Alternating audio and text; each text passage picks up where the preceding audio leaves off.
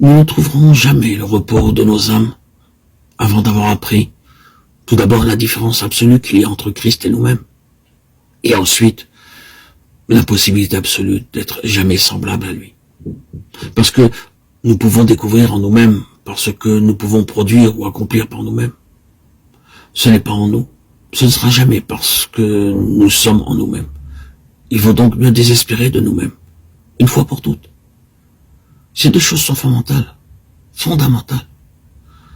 Cependant, le Saint-Esprit commencera ensuite à nous montrer comment son œuvre s'accomplit en nous. Nous ne nous arrêterons pas sur cela maintenant, mais plutôt sur le fait que le Saint-Esprit ne peut pas agir en nous avant que ces bases fondamentales ne soient acceptées. Car Dieu est très jaloux pour son Fils. Son Fils a traversé l'épreuve du feu à cet égard. Il a pris la forme d'un homme et il a accepté la vie de dépendance. Il s'est dépouillé volontairement de ce qui lui aurait permis à un moment donné d'agir par lui-même, de par sa divinité, pour sa propre délivrance, pour son propre salut, pour sa propre sûreté, pour sa préservation. S'étant dépouillé de ce droit, il a dit « J'abandonne tous mes droits et mes prérogatives et les pouvoirs de ma divinité pour ce temps présent, et j'accepte la position de l'homme et sa dépendance absolue à l'égard de Dieu. » Mon Père, j'affronterai sur ce niveau humain tout ce que l'homme a jamais eu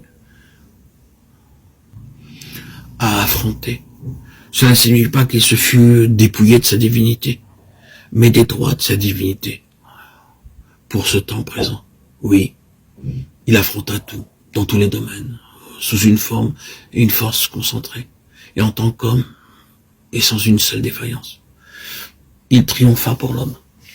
Il remonta sur le trône dans le mérite d'un triomphe complet sur toutes les forces que l'homme ait jamais eu à rencontrer, et cela à la satisfaction de Dieu. Pouvons-nous penser qu'après tout cela, Dieu puisse négliger son Fils et tout ce qu'il a accompli pour l'homme et dire « Faites simplement de votre mieux, cela me satisfera ». Oh, quel aveuglement à l'égard de Christ, à l'égard de Dieu. Il y a dans ce christianisme si populaire aujourd'hui. Non, il n'y en a qu'un seul dans cet univers à l'égard duquel Dieu puisse dire de tout son cœur « En lui j'ai mis tout mon plaisir ». Et c'est le Seigneur Jésus-Christ. Si jamais vous et moi, nous devons arriver à cette faveur, mes bien-aimés, ce sera en Jésus-Christ. Et non point en nous-mêmes.